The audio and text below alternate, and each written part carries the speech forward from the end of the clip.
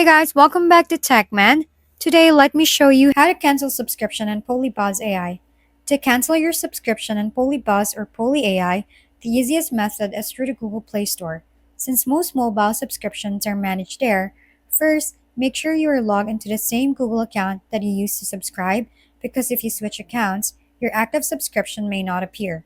Once inside the Play Store, tap your profile icon and go to Payments and Subscriptions, then select Subscription to view all active services tied to your account.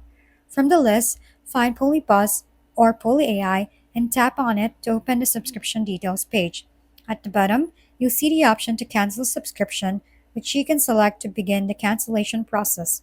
You may be asked to choose a reason such as cost concerns or switching to another app, but this step is optional. After confirming cancellation, your subscription will stop renewing, although you will still retain premium access until the end of the current billing period.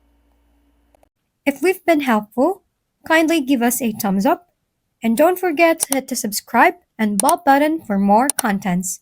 For any questions and suggestions, comment down below.